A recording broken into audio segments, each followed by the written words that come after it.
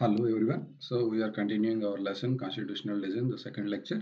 So in the previous lecture we have discussed about how South Africa has came to constitution, came to drawing a constitution, preparing a constitution. ఎలా వచ్చింది అక్కడ దాకా అనేది మనం discuss చేసాం కదా. ఇప్పుడు వై డు వీ నీడ్ అసలు కాన్స్టిట్యూషన్ అవసరం ఏంటి? కాన్స్టిట్యూషన్ లేకుండా మనం ఒక కంట్రీని కానీ రన్ చేయలేమా? సో సౌత్ ఆఫ్రికా ఎగ్జాంపుల్ మనం చూద్దాం. South African example good way to understand why we need a constitution. So South Africa అనేది ఒక మంచి ఎగ్జాంపుల్. మనం కాన్స్టిట్యూషన్ అనేది ఎందుకు అవసరం అనేది తెలుసుకోవడానికి సౌత్ ఆఫ్రికా అనేది ఒక గొప్ప ఎగ్జాంపుల్. ఎందుకు అంటే ఒక పక్క ఎవరున్నారు? ఆప్రెసర్, అంటే ఎవరైతే ఎన్నాళ్ళు వీళ్ళని ఇబ్బంది పెట్టాడో వాడున్నాడు. ఇంకో పక్క ఎవరున్నారు? అప్రెస్డ్. సో ఎవరైతే ఇబ్బంది పడ్డారో వాళ్ళు ఉన్నారు. సో ఇబ్బంది పెట్టిన వాడు ఒక పక్క ఉన్నాడు, ఇబ్బంది పడిన వాళ్ళు ఇంకొక పక్క ఉన్నారు. In the new democracy for planning. So వీళ్ళు ఏం చేస్తున్నారు? ఇప్పుడు కొత్త కంట్రీ ఏదైతే ఇప్పుడు ఫార్మ్ అవ్వబోతుందో ఈ కంట్రీలో వీడు బతకాలి, వీడు బతకాలి. అంటే ఇంతకు ముందు దాకా అప్రెస్ చేసిన వాడు బతకాలి, అప్పటిదాకా అప్రెస్ అయిన వాడు బతకాలి. ఇద్దరు ఇబ్బంది పెట్టినవాడు, పెట్టినవాడు, ఇబ్బంది పడినవాడు ఇద్దరు కూడా కలిసి they have to live together as equals. ఇప్పటిదాకా బ్లాక్స్ ఆర్ ఇన్ఫీరియర్స్ కదా, ఇక మీదట blacks are equals to whites. So ఈ కేసులో ఈ సినారియోలో సో ఒకళ్ళనొకళ్ళు ఏ రకంగా ట్రస్ట్ చేసుకుంటారు? సో వీడికి వాడి మీద భయం ఉంటుంది కదా, ఎంత కాదని అన్నదాకా నాకు వీడు ఇబ్బంది పెట్టాడు, సడన్ గా వీడు మారిపోతాడా?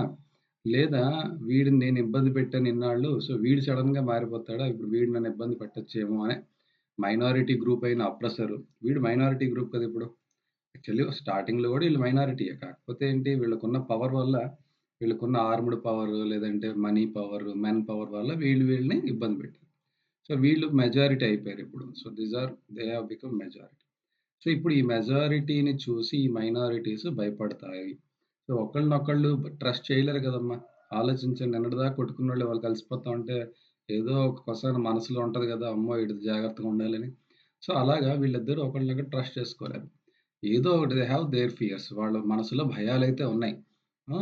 They wanted to safeguard their interest. So వీడికి ఉన్న ఇంట్రెస్ట్ వీడు సేఫ్ గార్డ్ చేసుకోవాలనుకుంటాడు, వాడికి కొన్ని ఇంట్రెస్ట్ ఉంటాయి. అంటే వీడు ఏమి ఇంట్రెస్ట్ ఉంటే వీడికి, నేను రేపటి నుంచి హ్యాపీగా బతకాలి, సమానంగా బతకాలి, వాడు వెళ్ళిన బీచ్కి నేను వెళ్ళాలి, ఆడిన ప్లేస్కి నేను వెళ్ళాలి. మైనారిటీ వీళ్ళు అప్రెసర్ ఎలా ఆలోచిస్తాడు? అమ్మో ఎన్నాళ్ళు నేను సంపాదించాను బోల్డ్ ప్రాపర్టీస్, ఇప్పుడు వీళ్ళు వచ్చి లాగేసుకుంటారేమో, నా ప్రాపర్టీస్ని నేను సేఫ్ గార్డ్ చేసుకోవాలి, నా ఫ్యామిలీని నేను సేఫ్ గార్డ్ చేసుకోవాలి. సో వీడి భయం వీడికి ఉంటుంది. So the black majority was keen to ensure that the democratic principle of majority rule was not compromise. So black majority ఏమంటారు? డెమోక్రటిక్ ప్రిన్సిపల్ అంటే ఎప్పుడైనా కూడా ఒక పని చేసేటప్పుడు మెజారిటీ, అక్కడ ఆ పని వల్ల ఎఫెక్ట్ అయ్యే పీపుల్ ఉంటారు కదా, సో వాళ్ళందరి యొక్క విల్లింగ్నెస్, వాళ్ళందరూ ఒప్పుకోవాలి. వాళ్ళందరికీ మెజారిటీ ఎవరైతే ఏం కోరుకుంటారో అది మాత్రమే చేయాలి. మెజారిటీ చెప్పింది కాదని చెప్పి మైనారిటీ ఏదో వాళ్ళకి ఇష్టం వచ్చినట్టుగా చేయడానికి అవ్వదు. డెమోక్రటిక్గా అంటే మెజారిటేరియన్ రూలే డెమోక్రసీ అంటారు. ఇప్పుడు మనం ఓట్లేస్తాం కదా, ఎక్కువ ఓట్లు ఎవరికి ఇస్తారో వాళ్ళే కదా గెలుస్తారు, వాళ్ళే కదా మనల్ని రూల్ చేస్తారు, అదే కదా డెమోక్రసీ.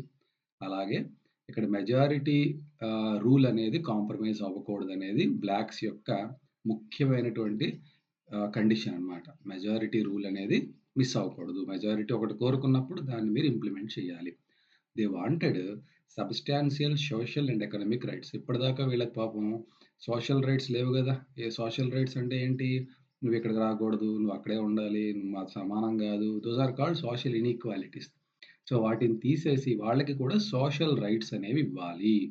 అలాగే ఎకనామిక్ రైట్స్ అంటే వీడు ఆస్తి సంపాదించుకోవచ్చు, వీడు డబ్బు సంపాదించుకోవచ్చు, వీడు కంపెనీలు పెట్టొచ్చు, వీడు అన్ని రకాలుగా వైట్స్ ఏవైతే పనులు చేస్తాడు అంటే స్లేవరీ కాకుండా వీడు కూడా ఒక బాస్ లాగా బతకచ్చు. సో అటువంటి ఎకనామిక్ రైట్స్ వాళ్ళకి కావాలి. The white minority was keen to protect it's privileges and property. వీళ్ళ బాధ ఏంటి?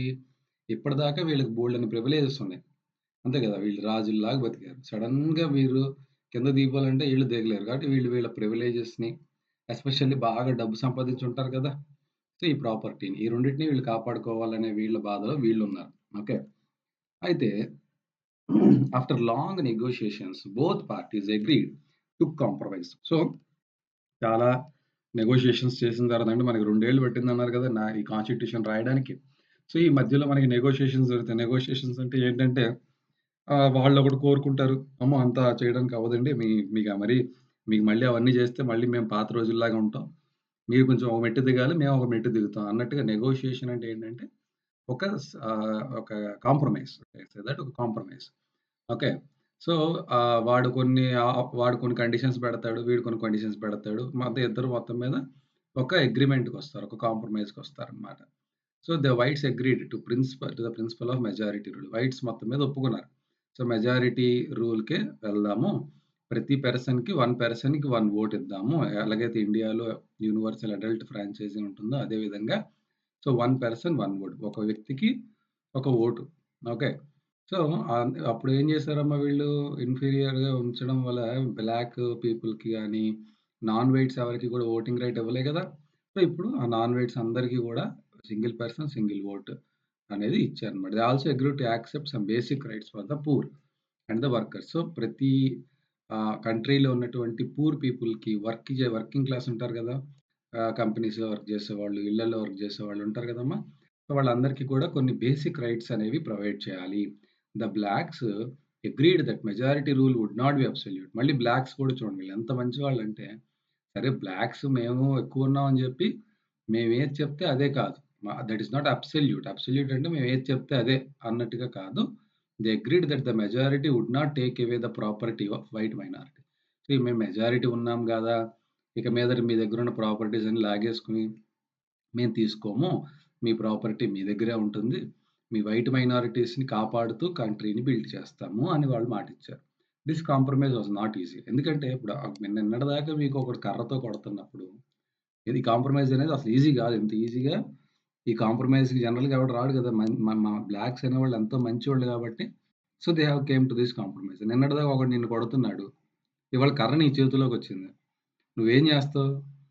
ఎవడైనా మనిషి అనేవాడు మళ్ళీ రిటర్న్ కొడదామని చూస్తాడు. అలా కాకుండా కర్ర పక్కన పడేసి, ఇప్పటిదాకా జరిగింది చాలు. ఇక మీదట మనం కలిసి పనిచేద్దాం కంట్రీ కోసం అని బ్లాక్స్ కాంప్రమైజ్ అయ్యారు. ఆ కాంప్రమైజ్ అనేది చాలా గొప్పది. That was not a easy compromise. How was this compromise going to be implemented? సరే కాంప్రమైజ్ అయ్యారు. ఆ రోజుకి ఉన్నవాళ్ళు మంచివాళ్ళు అనుకుందాం. తర్వాత పుట్టేవాళ్ళు నెక్స్ట్ జనరేషన్స్ మంచివాళ్ళు పుట్టొచ్చు, పుట్టకపోవచ్చు కదా! మరి ఆ తర్వాతోళ్ళు మళ్ళీ రూల్స్ మార్చేస్తే? కాబట్టి దీనికి ఒక బైండింగ్ ఉండాలి. ఒక బైండింగ్. బైండింగ్ అంటే ఏంటమ్మా ఒక ఏమంటారు సంథింగ్ ద లా అంటే దానికొక రూల్ ఉండాలి. రూల్ బుక్ ఉండాలి. So, this compromise was not easy. So, even if they managed to trust each other, what was the guarantee that this trust will not be broken in future? So, ఈ రోజుకి okay. ఒకళ్ళనొకళ్ళు బాగా అర్థం చేసుకున్నాం. Trust చేసుకున్నాం. కానీ ఫ్యూచర్‌లో guarantee ఏంటి మాకు? ఇదే రకంగా మీరు మమ్మల్ని ట్రీట్ చేస్తారని. సో, ఇది మనం ఎలా గ్యారంటీ చేయగలము? ఒకే విధంగా గ్యారంటీ చేయగలం. The only way to build and maintain the trust in such a situation is to right down some rules. అంటే మనం ఒక రూల్ బుక్ రాసుకుందాం. ఈ రూల్ బుక్ రాసుకుందాం. ఒక రూల్ బుక్ అంటే ఒక గేమ్ ఆడారనుకోండి. మీరు క్రికెట్ ఆడారనుకోండి. క్రికెట్‌కి ఒక రూల్ ఉంటుంది. ఎలా ఆడాలి? ఇద్దరు బ్యాట్స్‌మెన్స్ దిగాలి. బౌలర్స్ ఒకడు బౌల్ చేయాలి. 6 బాల్లు బౌల్ చేయాలి. దానికి ఒక సర్టెన్ రూల్స్ ఉంటే దానికొక అంపైర్ ఉంటాడు. అంతేనా?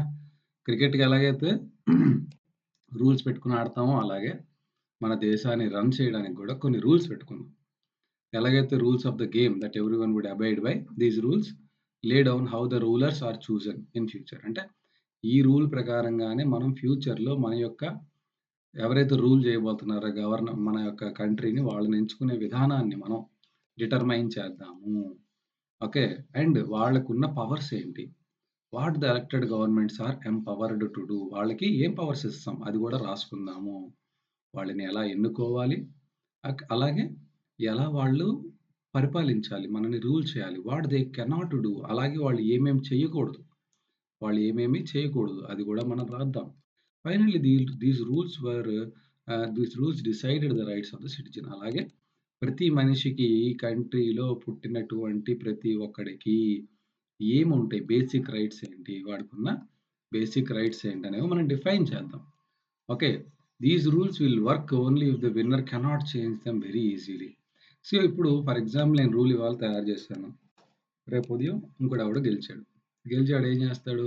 తూచి రూల్ బుక్ నేను చింపేస్తాను. కొత్త రూల్స్ రాస్తాను అన్నాడనుకో.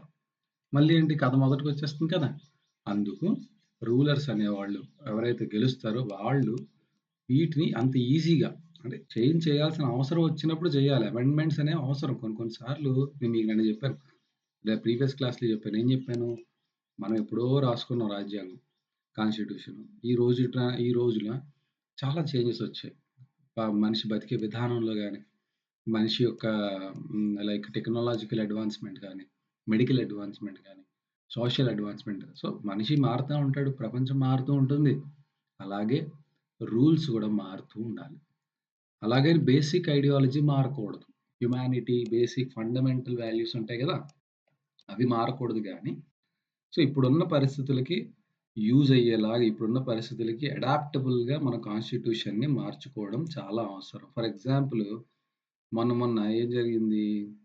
మనకి ఆహ్, ఇండియన్ పీనల్ కోడ్ అని బ్రిటిషర్స్ పెట్టారు మనకి. ఇండియన్ పీనల్ కోడ్ అని ఉండేది మొన్నటిదాకా. ఇప్పుడు భారతీయ న్యాయ సంహిత అంటే ఇప్పుడు మొన్న మొన్న మార్చారు. ఏంటి ఆ రూల్స్ అన్నిటిని గూడా మార్చారు. బ్రిటిషర్స్ టైమ్‌లో రాసినటువంటి లా అండ్ ఆర్డర్ కోడ్ అనేది ఇప్పటిదాకా వాడాము. మొన్న అంటే after 75 years, 78 years of independence we have changed those rules. Okay.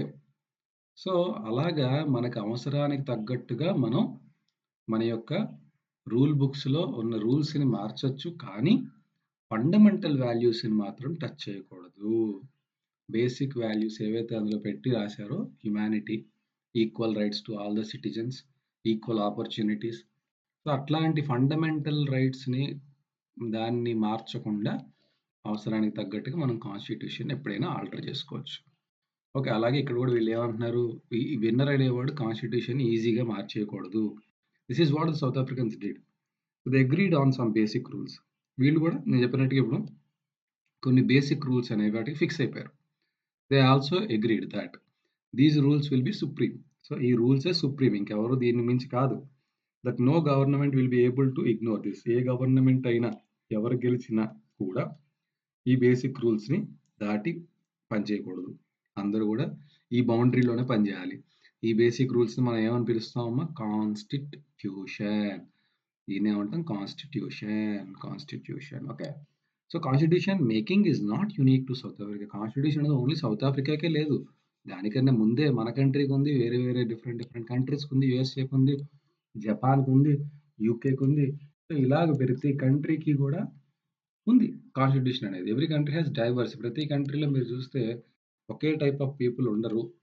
వేరే వేరే డైవర్స్ పీపుల్ ఉంటారు. డైవర్స్ గ్రూప్స్ ఉంటాయి. వాళ్ళ మధ్య ఉన్న రిలేషన్‌షిప్ అనేది వైట్స్ అండ్ బ్లాక్స్ అంత దారుణంగా లేకపోయినా కూడా వాళ్ళ మధ్య డిఫరెన్స్ ఆఫ్ ఒపీనియన్స్ ఉంటాయి. ఇప్పుడు ఒకే ఇంట్లోనే మీ ఇంట్లో ఉంటారు. అమ్మ, నాన్న, sister, brother or brother, brother, sister, sister whatever. So, మీ మధ్యలోనే డిఫరెన్స్ ఆఫ్ ఒపీనియన్స్ ఉంటాయి గదా! నీకొక టిఫిన్ నచ్చితే మీ సిస్టర్‌కి ఇంకో టిఫిన్ నచ్చుతుంది. నువ్వొక సినిమాకెళ్దాం అంటే మీ ఇంట్లో వాళ్ళు వేరే సినిమా. లేదా నువ్వు మ్యాచ్ చూద్దాం అనుకుంటే వాళ్ళు ఇంకేదో చూద్దాం అనుకుంటారు. సో, ఈ రకంగా ఇవి difference of opinion lies everywhere. అయితే though there is difference of opinion okay. All should live together. All should live together. So, ah, a it may be democratic country or undemocratic, non democratic country. So, ఎక్కడైనా గూడా set of rules అనేవి లేకపోతే okay. Set of rules అనేవి లేకపోతే ఏం జరుగుతుంది? దానికి ఒక అంటే రూల్ చేసే వాళ్ళకి ఒక బౌండరీ అనేది ఉండదు. వాళ్ళు ఇంక ఇష్టం వచ్చినట్టు వాళ్ళు రూల్ చేస్తారు. కాబట్టి అన్ని కంట్రీస్‌కి కూడా బేసిక్ రూల్స్ అనేవి చాలా అవసరం. అంటే ఇంకా యాక్చువల్‌గా కొన్ని కంట్రీస్ మొనార్కీలో ఉన్నాయి. కాబట్టి వాళ్ళైనా కూడా వాళ్ళు కొన్ని రూల్స్ పెట్టుకొని పరిపాలించకపోతే సిటిజన్స్‌కి ఆ నమ్మకం ఏర్పడదనమాట. We are having some rights అనేవి వాళ్ళకి ఆ నమ్మకం రాదు కంట్రీ మీద. సో, మనం యాక్చువల్‌గా ఇది ఓన్లీ గవర్నమెంట్ గురించే మాట్లాడుతున్నాం కాన్స్టిట్యూషన్ అని. ఫర్ ఎగ్జాంపుల్ మీరు ఒక అపార్ట్మెంట్‌లో ఉంటున్నారనుకుందాం. మీరు ఒక అపార్ట్మెంట్‌లో ఉంటున్నారు. సో, మీ అపార్ట్మెంట్‌లో ఎవరి కారు వాళ్ళ పార్కింగ్‌లోనే పెడతారు గానీ, పక్క వాళ్ళ పార్కింగ్‌లో పెట్టరు కదా! ఎందుకు అలా చేస్తున్నారు? Because they have set a rule. So, everybody has to use their own parking for their vehicle. That is the rule for the apartment. Or everybody should pay the maintenance by 5th of every month. This is the rule for an apartment. So, అలాగ అపార్ట్మెంట్‌లో ఉండే వాళ్ళకి కొన్ని కొన్ని rules. అది వాళ్ళ యొక్క constitution. అంటే అక్కడ గూడా మీరు గ్రూప్ ఆఫ్ పీపుల్ వచ్చినప్పుడు డిఫరెన్స్ ఆఫ్ ఒపీనియన్స్ వస్తాయి గాబట్టి, ఒక కామన్ ఒక కామన్ కాన్స్టిట్యూషన్ అనేది అవసరం. కాన్స్టిట్యూషన్ అంటే దేశానికే కాదు, మనం ప్రతి చోట మనం ఒక గేమ్ ఆడితే గేమ్ రూల్స్ ఉంటాయి. అలాగే మనం ఒక అపార్ట్మెంట్‌లో ఉంటే అపార్ట్మెంట్‌లో కొన్ని రూల్స్ ఫిక్స్ చేసుకుంటాం. ఎందుకు ఇవన్నీ చేస్తున్నామంటే, డిఫరెన్స్ ఆఫ్ ఒపీనియన్స్ ఉన్నప్పుడు కామన్‌గా ఒక బౌండరీని ఫిక్స్ చేయకపోతే ఎవరికి నచ్చినట్టు వాళ్ళు చేస్తారు గనక దానికి ఒక సిస్టమాటిక్‌నెస్‌ని ఇవ్వటానికి మనం ఈ బేసిక్ రూల్స్‌ని డిఫైన్ చేస్తాము. ఒక అపార్ట్‌మెంట్ నడవాలంటేనే రూల్స్ అవసరం పడినప్పుడు కంట్రీ అంటే ఎంతోమంది అంటే కొన్ని క్రోర్స్ ఆఫ్ పీపుల్ ఉన్న కొన్ని క్రోర్స్ ఆఫ్ ఫ్యామిలీస్ ఉన్న ఒక కంట్రీ రన్ అవ్వాలంటే ఇంకెన్ని సెట్ ఆఫ్ రూల్స్ అవసరం పడతాయో మీరు ఆలోచించండి. సో, ఆ రకంగా constitution is a supreme law. Okay. That determines the relationship among people living in the territory. So, it's a supreme law. Constitution అనేది ఆ కంట్రీ యొక్క సుప్రీం లా. నేను ఆల్రెడీ ఫస్ట్ లెక్చర్‌లో చెప్పినట్టుగా. అది సిటిజన్స్ అందరికీ వర్తిస్తుంది. And relationship between people in the government ఎలా ఉండాలి? సో, గవర్నమెంటే కదమ్మా పీపుల్‌ని రూల్ చేసేది. సో, ఆ గవర్నమెంట్‌కి, పీపుల్‌కి మధ్యలో రిలేషన్‌షిప్ ఎలా ఉండాలనేది డిఫైన్ చేసేదే constitution. Constitution does many things. First it generates a degree of trust. And ఈ పాయింట్స్ అనేవి మీకు అడుగుతాడు ఎగ్జామ్‌లో. వై వి నీడ్ కాన్స్టిట్యూషన్ అన్నప్పుడు మీరు ఈ పాయింట్స్ అన్నీ రాయాలి. అప్పుడే మార్కులు పడతాయి. First it generates a degree of trust. First of all మనకేం చేస్తుంది కాన్స్టిట్యూషన్ అనేది ఒక డిగ్రీ ఆఫ్ ట్రస్ట్ అండ్ పదాలు పడాలి. ఎప్పుడైనా మీరు ఎగ్జామ్ రాసినప్పుడు గుర్తుపెట్టుకోండి. కొన్ని వర్డ్స్ అలా పడిపోవాలి. సో, ఫస్ట్ ఏంటి? ఇది మీ మిగతా అటు ఇటు ఏం రాసినా పర్లే. డిగ్రీ ఆఫ్ ట్రస్ట్ అనే పదం పడాలి. కోఆర్డినేషన్ అనే పదం పడాలి. అప్పుడు మార్కులు పడతాయి. Okay. Degree of trust and coordination that is necessary. Okay. ఆ 2 ప్రొవైడ్ చేస్తుంది constitution. It specifies how government will B constituted. So, government అనేది ఎలాగ మనం కాన్స్టిట్యూట్ చేయాలి? ఏ రకంగా దాన్ని ఫార్మ్ చేయాలి? కాన్స్టిట్యూటెడ్ తీసేసి ఫార్మ్డ్ అని రాసినా కూడా పర్వాలేదు. మీకు పెద్ద పదం అనిపిస్తే how government will be formed. Who will have power to take decision. How it takes decisions also you can write. So, ఇది కూడా స్పెసిఫై చేసేది ఎవరు? గవర్నమెంట్ ఎట్లా ఫార్మ్ అవుతుంది? అది ఎలా పనిచేస్తుంది? And how it works defined by the constitution. Third, it lays down limits on powers. ఇది చాలా ఇంపార్టెంట్ పాయింట్. నాకు ఏది నచ్చితే అది చేస్తాను. నాకు public I have become prime minister of India, I have become chief minister of India, I can do whatever I want అంటే అవ్వదు. లిమిట్స్ ఆఫ్ పవర్స్ ఉంటాయి. And tells us what are the rights of the citizens. So, సిటిజన్స్‌కి ఏమేం rights ఉన్నాయి? చాలా important ఈ పదం పడాలి. సో, సిటిజన్ యొక్క rights and limits of the government ఈ 2 కూడా డిఫైన్ చేస్తుంది constitution. Fourth, it expresses about the aspirations of the people about creating a good society. So, people ఏం కోరుకుంటున్నారు? సో, యాస్పిరేషన్ ఆఫ్ ద పీపుల్‌ని తెలియజేస్తుంది. అండ్ ఆల్సో ఒక good society తయారవ్వటానికి ఏం చేయాలనేది కూడా క్రియేట్ చేయడానికి హెల్ప్ చేస్తుంది. సో, ఈ 2 creation of good society and it expresses the aspiration of the people. Okay. So, ఈ రెండిటిని కూడా ఇది ఫౌండేషన్ వాల్యూస్‌లోకి వస్తాయి. All countries that have constitution are not necessary democratic. So, constitution ఉన్నంత మాత్రాన డెమోక్రటిక్ అవ్వాలని రూల్ లేదు. కాన్స్టిట్యూషన్ అనేది ఏంటమ్మా అది వేరు. అది సెట్ ఆఫ్ రూల్స్ ఉండాలి. కంట్రీని రన్ చేయడానికి బేసిక్ రూల్స్, సిటిజన్‌కి ఉన్నటువంటి బేసిక్ రైట్స్ అని చెప్పడం వరకే కాన్స్టిట్యూషన్ పని. అది ఆ రూలర్ అనేవాడు ఎట్లా ఎన్నికవుతాడనేది కాన్స్టిట్యూషనే మళ్ళీ చెప్పాలి. అది ఎలక్టెడ్ రూలర్ కావాలా? లేదంటే ఫ్యామిలీ హైరార్కీ నుంచి వస్తారా? అనేది కాన్స్టిట్యూషన్‌లో నువ్వు రాసుకుంటావు రూల్. ఏ రకంగా నీకు రూలర్ కావాలి?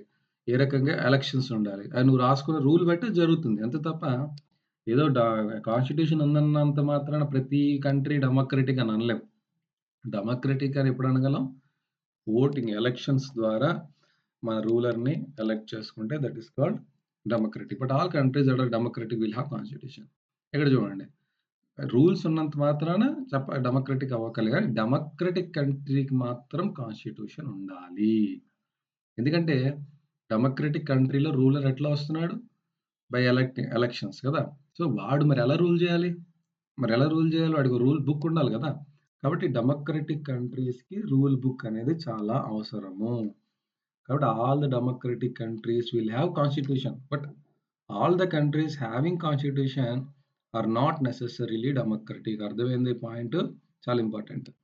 After the war of independence against great Britain, the Americans gave themselves a constitution. So, చాలా long ago actually America great బ్రిటన్‌తో అందరితో, అంటే గ్రేట్ బ్రిటన్ అనేది అది ఎవ్రీ కంట్రీకి వెళ్ళిపోయింది. కొలనైజేషన్ చేసింది. కాబట్టి అమెరికన్స్ కూడా దాని యొక్క విక్టిమ్సే. అమెరికన్స్ గ్రేట్ బ్రిటన్‌తో ఫైట్ చేసి ఇండిపెండెన్స్ తెచ్చుకొని వాళ్ళు ఒక కాన్స్టిట్యూషన్‌ని రాసుకున్నారు.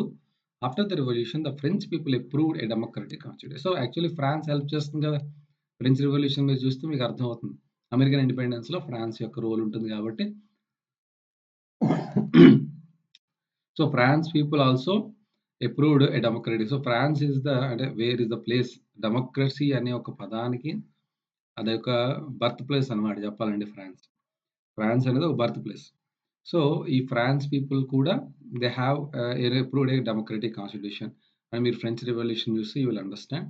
So, since then it has become a practice in all democracies to have a written constitution. So, అందరూ గూడా ఇంకా అక్కడి నుంచి, అంటే ఇప్పుడు ఫర్ ఎగ్జాంపుల్ ఒక కంట్రీ ఒక పద్ధతిలో వెళ్ళింది. అది సక్సీడ్ అవుతుంది. అప్పుడు నువ్వేం చేస్తావు? ఆ కంట్రీ నుంచి నేర్చుకోవాలి గదా! What we need to do.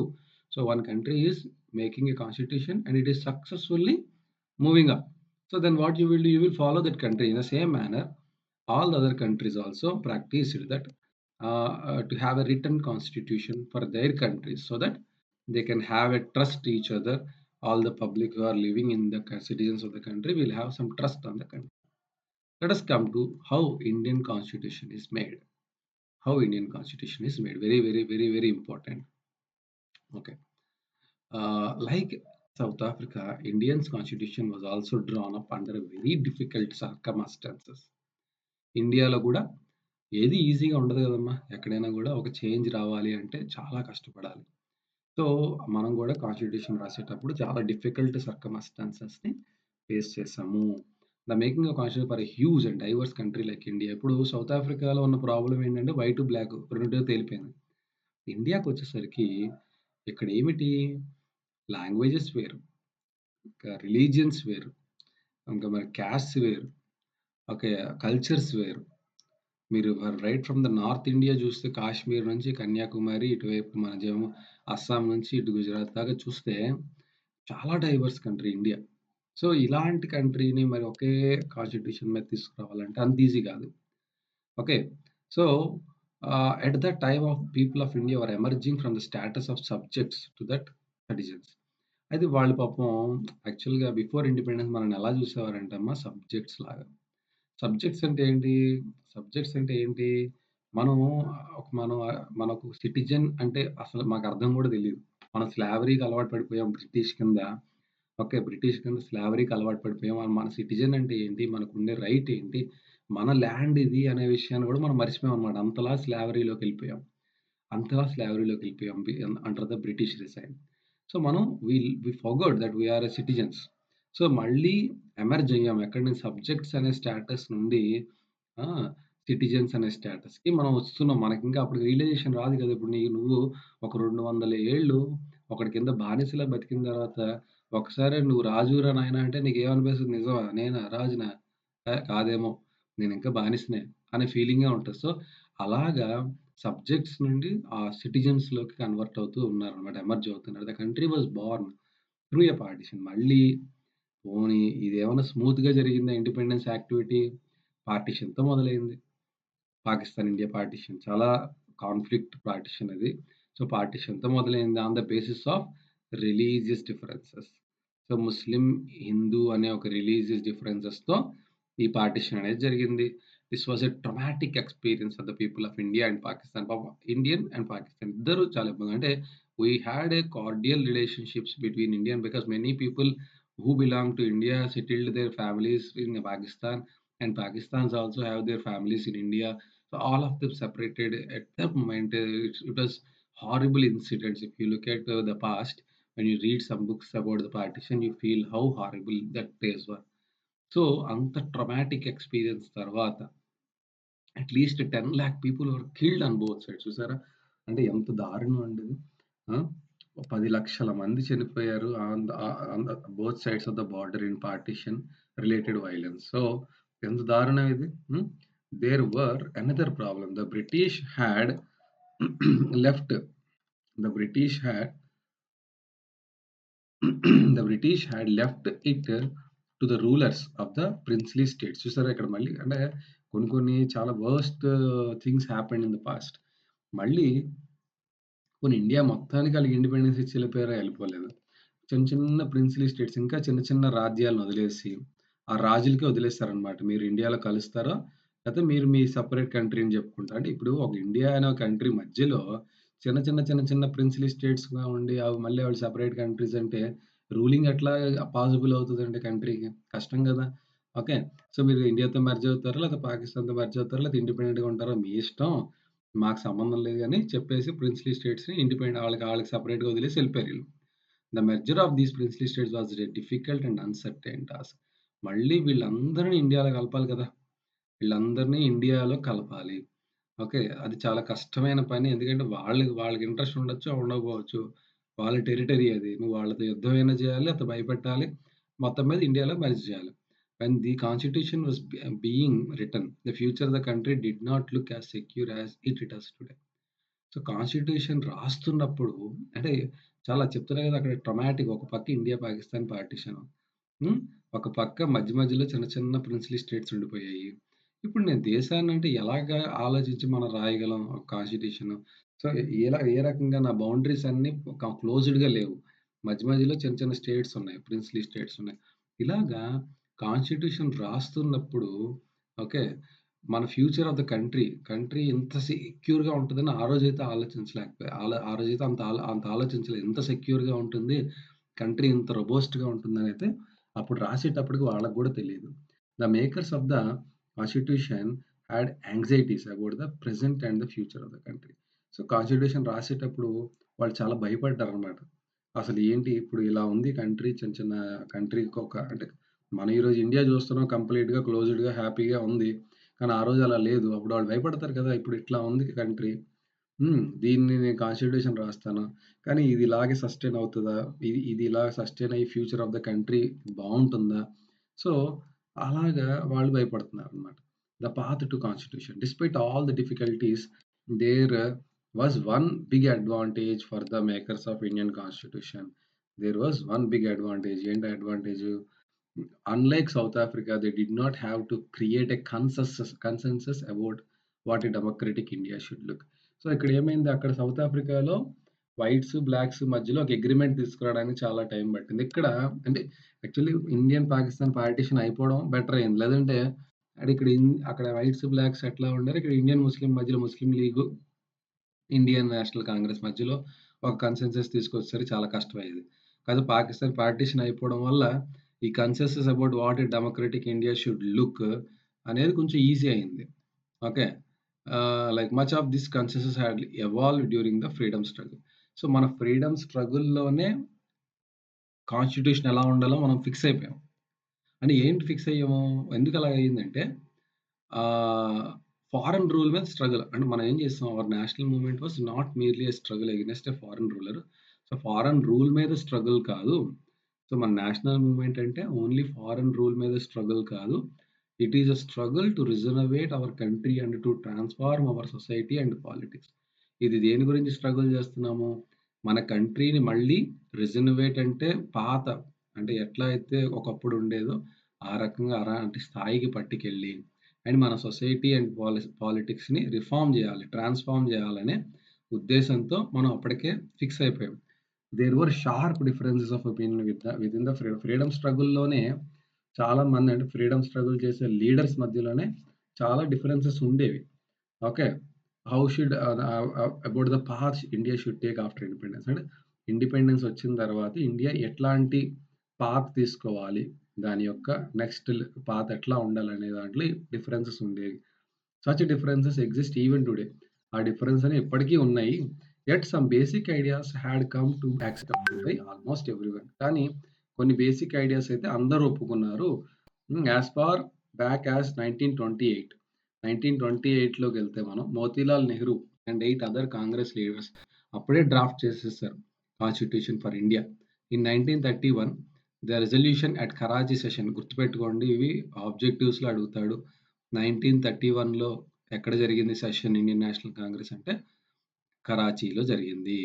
Karachi session of the Indian National Congress dwelt on how independent India's constitution should look like. So 1931లోనే కరాచీ సెషన్‌లోనే ఇండియాస్ ఇండిపెండెంట్ కాన్స్టిట్యూషన్ అనేది ఏ రకంగా ఉండాలనేది వాళ్ళు అప్పుడే డిస్కస్ చేసుకున్నారు. Both these documents were committed to the inclusion of. So అయితే అక్కడ ఆ రోజే మన వాళ్ళు యూనివర్సల్ అడల్ట్ ఫ్రాంచైజీ ఉండాలి first point. 1 vote to every citizen. And right to freedom, అందరికీ కూడా ఫ్రీడమ్ ఉండాలి. అండ్ ఈక్వాలిటీ, అందరూ సమానం. And to protect the rights of the minorities in the constitution, అంటే మైనారిటీస్ యొక్క రైట్స్ని ప్రొటెక్ట్ చేయాలి. Whoever the minority may be, all the minorities rights should be protected. ఇవన్నీ అప్పుడే రాసేసుకున్నారు constitution 1931 in Karachi session of Indian National Congress in the constitution of independent India. Some basic values are accepted. ఇది అందరూ ఒప్పుకున్నారు, అందరు leaders ఒప్పుకున్నారు. Much before constitution assembly, అంటే మన కాన్స్టిట్యూషన్ రాసింది ఎవర్రా? కాన్స్టిట్యూయెంట్ అసెంబ్లీ అనేవాళ్ళు, వీళ్ళు group of people, they have wrote the Indian constitution. So వీళ్ళందరూ కూడా కాన్స్టిట్యూషన్ ఎట్లా ఉండాలని చెప్పి డెలిబరేట్గా డిస్కషన్స్ చేసుకుని కాన్స్టిట్యూషన్ని తయారు చేస్తారనమాట. ఓకే, అయితే the familiarity with the political institutions, of the colonial rule uh, uh, also helped develop an agreement over the institutional design. So మనకి అప్పటికే పొలిటికల్ కలోనియల్ రూల్లోనే, అంటే బ్రిటిష్ రూల్లోనే మనకి కొన్ని పొలిటికల్ ఇన్స్టిట్యూషన్స్ అనేవి వాళ్ళే తెచ్చిపెట్టేశారు. ఓకే, సో దానివల్ల మనకి కొంత ఐడియాలజీ అయితే ఉంది, ఎట్లా రన్ చేయాలి. ఇన్స్టిట్యూషనల్ డిజైన్ అంటే అర్థం ఏంటంటే కంట్రీని రన్ చేయడానికి కొన్ని ఇన్స్టిట్యూషన్స్ అనేవి అవసరం పడతాయి. లైక్ బ్యూరోక్రసీ కావచ్చు, ఎగ్జిక్యూటివ్ కావచ్చు, ఒక పార్లమెంటరీ ఫార్మ్ ఆఫ్ గవర్నమెంట్ కావచ్చు. సో ఒక basic ideology how the country should be run అనేది మనకి ఆల్రెడీ అర్థమైపోయింది. Okay, the British rule had given voting rights only to few. వాళ్ళు చేసిన మెయిన్ తప్పు ఏంటంటే ఓటింగ్ రైట్స్ అందరికీ ఇవ్వలేదు. మనం చేసే మొట్టమొదటి చేంజ్ ఏంటి? ఓటింగ్ రైట్ అనేది అందరికీ ఉండాలి. On the basis of the British had introduced very weak legislature. దీనివల్ల ఏమవుతుంది? ఓటింగ్ రైట్ అందరికీ లేనప్పుడు వాళ్ళు ఎవరైతే లెజిస్లేచర్స్ వస్తారు, అంటే ఎలక్టెడ్ పీపుల్ అనమాట, వీళ్ళు మన రూల్ చేసి ఎలక్టెడ్ పీపుల్ అనేవాళ్ళు స్ట్రాంగ్ పీపుల్ అవ్వరు కదా. ఎందుకు? అందరి యాక్సెప్టెన్స్ లేదు వీడికి. వీళ్ళ గెలుపుకి అందరూ యాక్సెప్ట్ చేయలేదు. మరి వాడు ఎలాగా స్ట్రాంగ్ లీడర్ అవుతాడు? సో అందుకు దానివల్ల elections were held in 1937 to the provincial legislature and ministers all over the British India. So 1937లో వీళ్ళొక elections, already first elections British వాళ్ళు కండక్ట్ చేశారు. ప్రావిన్షియల్ లెజిస్లేచర్ అంటే ప్రావిన్షియల్, వాళ్ళ యొక్క ప్రావిన్సెస్ ఏవైతే ఉంటాయో వాళ్ళు all over the British India వాళ్ళు కండక్ట్ చేశారు ఒక election. Ministers all over British India. These were not fully democratic. జరిగే ఎలక్షన్స్ కానీ ఫుల్లీ డెమోక్రటిక్, ఎందుకంటే అందరికీ ఓటింగ్ రైట్స్ లేనప్పుడు అది డెమోక్రటిక్ ఎలక్షన్ ఎలాగవుతుంది? అవ్వదు కదా. But the experience gained by Indians in the working of the legislative proved that to be very successful for the country in setting up it own issue. అంటే ఈ experience అంటే 1937 నుండి already జరుగుతున్న elections, వాటిని చూస్తున్న విధానం, వాటిని రన్ చేయడానికి ఆ బ్రిటిషర్స్ చేసిన విధానం కానీ ఇవన్నీ చూసి మనకి కొంత ఐడియా రావటం వల్ల మన ఓన్ ఇన్స్టిట్యూషన్స్ని సెటప్ చేయటం అనేది మనకి చాలా సింపుల్ అయ్యింది. ఓకే, మనకి చాలా సింపుల్ అయ్యింది. సో ఆ రకంగా that is why the Indian constitution adapted many institutional details and procedures from colonial laws. మనం యాక్చువల్గా మన ఇండియన్ కాన్స్టిట్యూషన్ మేజర్గా ఈ గవర్నమెంట్ ఆఫ్ ఇండియా యాక్ట్ 1935 నుంచి వస్తుందండి. అంటే మన ఇండియా కాన్స్టిట్యూషన్ అనేది గవర్నమెంట్ ఆఫ్ ఇండియా 1935లో బ్రిటిషర్స్ భయపడి అప్పటికే ఇండియా చాలా స్ట్రాంగ్గా ఉందని చెప్పి వాళ్ళలో చేంజ్ వచ్చి ఒక కొత్త కాన్స్టిట్యూషన్ తీసుకొస్తారు. వాళ్ళే తీసుకొస్తారు ఒక సెట్ ఆఫ్ రూల్స్. అదే గవర్నమెంట్ ఆఫ్ ఇండియా యాక్ట్ 1935. మేజర్గా మన కాన్స్టిట్యూషన్లో మెజారిటీ ఆఫ్ ద పార్ట్ అనేది ఈ యాక్ట్ ద్వారానే మనం ఇన్కార్పొరేట్ చేసేస్తాము. Years of thinking and deliberations on framework of the constitution had another benefit. So మనం ఎప్పుడైతే ఎక్కువగా డిస్కషన్స్ చేస్తామో అప్పుడు ఒక మంచి సొల్యూషన్ తీసుకురాగలుగుతాం. అంతే కదా, ఒక నలుగురిని కూర్చోబెట్టి, అంటే ఇంటలెక్చువల్ పీపుల్, ఎవరిని పడితే అని కాదు, నలుగురు intellectual people who have good knowledge in the political thinkers, వాళ్ళందరూ కూర్చున్నప్పుడు ఒక మంచి డెలిబరేట్ డిస్కషన్ ద్వారా ఒక మంచి కాన్స్టిట్యూషన్ అనేది రాయగలుగుతాం. Our leader gained confidence to learn from other countries. మనం అప్పటికి చెప్పాను మీకు, నేను ఫస్ట్ లెక్చర్లో చెప్పాను, పక్కవాడి ఫెయిల్యూర్ నుంచి నేర్చుకుంటే మనకి టైం సేవ్ అవుతుంది. మన లీడర్స్ కూడా అదే చేశారు. They gained to learn from other countries. So but on our own terms, అంటే వాడేదో చేశాడని చెప్పి దాన్ని డైరెక్ట్గా తెచ్చి ఇప్పుడు సినిమాని ఒక భాష నుంచి ఇంకో భాషలోకి, ఒక లాంగ్వేజ్ నుంచి ఇంకో లాంగ్వేజ్ రీమేక్ చేసినప్పుడు, మనం ఏం చేస్తాం? ఈ లాంగ్వేజ్ తగ్గట్టుగా కొన్ని మారుస్తాం సీన్‌లు గదా! అలాగే ఆ కంట్రీ నుంచి మనం ఒక పాయింట్ తెచ్చిపెట్టుకుంటున్నప్పుడు, మన కంట్రీకి ఇది ఎలా పనిచేస్తుందనేది ఆలోచించుకొని, దాని ప్రకారంగా చేంజెస్ చేసుకొని మనకి ఇన్‌కార్పొరేట్ చేశారు. Many of our leaders are inspired by the ideals of French revolution.